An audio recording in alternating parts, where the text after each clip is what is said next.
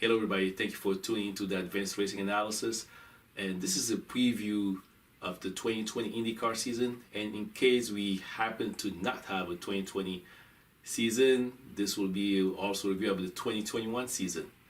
I've divided the teams into three groups. So three groups of teams, pretty much the back markers, the middle, the mid-pack, and then the elite teams. So that to make it easier to understand.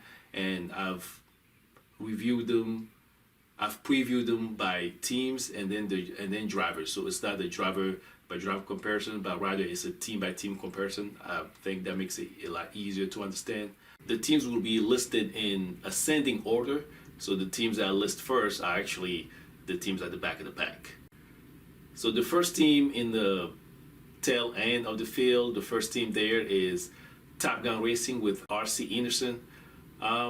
So far he's had I'd say a rather very brief period in IndyCar, but the few races that he did run, he showed that he was very fast and he was on the pace right away coming from Indy Lights. So he was on the pace very fast. He had issues, especially with his Indy Lights team, so maybe that could have slowed him getting into IndyCar. But when he did run IndyCar, he was very fast and on the pace right away. He's only doing the Indy 500, so he doesn't have much experience there, and just doing that race, I'm not sure how well drilled the team is. Even they will need, I think they're pretty much 1 in a million to win the race. So but hopefully if they do have a good showing, it might encourage him to do more races for us to get to see him more. So hopefully we get to see him. After Top Gun Racing is Dreyer and Reinbold Racing. They used to be full-time in IndyCar.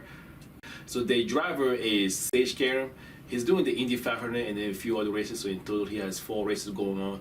But Karam is one of those drivers I would say has been left behind by IndyCar. He's been forgotten by IndyCar. Him being, next to last in this list, in the team that's next to last, is not, I wouldn't say his fault, because in his junior career he did everything to make it to IndyCar, to make sure he had a full-time ride, but he has never had a full-time ride in IndyCar. So he was in Indy Lights in 2010, his first season. He won the championship. He beat Zach Veach, Jack Hawksworth, Carlos Munoz, and Gabby Chavez. And all 4 of those drivers have had multiple full-time seasons in IndyCar, but he has never had a single full-time season, a single season in which he ran every single race. He has never had that. He has one season with Ganassi, but his car was not as well tricked as the lead Ganassi car, like the number 9, number 10. I don't believe it was.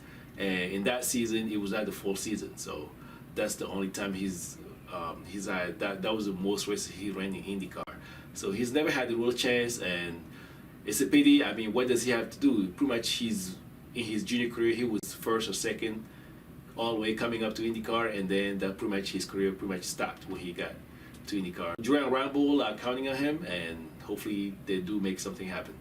The next team on the list is DragonSpeed. Last year they just didn't have any pace in the car. I'm not sure if it was Ben Hanley, maybe he just wasn't used to the car, but he used to be in GP2, so he was pretty good there. But he was out of competitive racing for quite a few years until DragonSpeed pretty much discovered him and brought him back.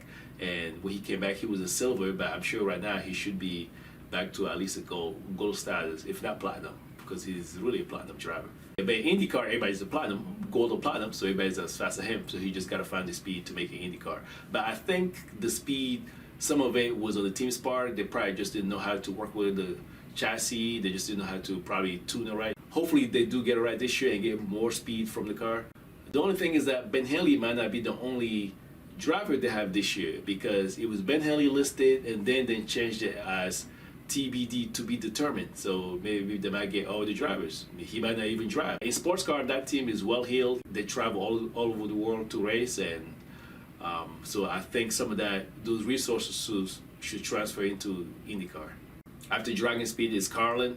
They have Felipe Nasr, Max Chilton, and Conor Daly. Right now, I'm not sure if Felipe Nasr will get to run any races. So that we're not sure. He was supposed to run the first race, but right now that's up in the air, so we're not sure. They have Max Chilton and Conor Daly. Conor Daly will be doing the ovals, and Max Chilton will be doing the road courses. I would say Conor Daly has been maximizing his results in IndyCar. So in whichever team he's been in, he's been doing pretty good and maximizing the potential, especially when he was at AJ Foyt Racing. So when he was at AJ Foyt Racing, I really believe that him and Carlos Munoz were the best pairing for AJ Foyt. Nobody would get better results than those two, but AJ Foyt still ended up letting them go. And speaking on AJ Foyt Racing, so they are next on the list, and the drivers are Charlie Kimball. He's doing the full season, so I would say that's the lead driver. They have Dalton Kellett. He's doing the road courses, and Tony Kanaan will be doing the oval. So Dalton Kellett and Tony Kanaan will be sharing a car. They're hoping that he wins in the Indy 500. And Sebastien Bourdais will only be doing 2 races. So Sebastien Bourdais will be doing St. Petersburg and also doing the Portland racing. The reason that is that Sebastien Bourdais, he's won St. Petersburg twice and has also won Portland twice and has 3 podiums at Portland. In my opinion, however, they should just leave all those drivers behind and just get Sebastien Bourdais the car and just have him do all the road courses, and that's it. Just focus on all the road courses with Sebastien Bourdais, and that's it. Do nothing else. If they want, they could get Tony Kanaan to do the Indy 500, and that's it. If they just focus on key races or just key races where they could do well, and I think it's better. It will be, the publicity generated is better for the sponsor than doing the full races at a mediocre pace. This is it for the tail end of the IndyCar field, and this is part 1. So in the next part, in part 2, I will have the mid-pack. Thank you for watching, and please subscribe and comment.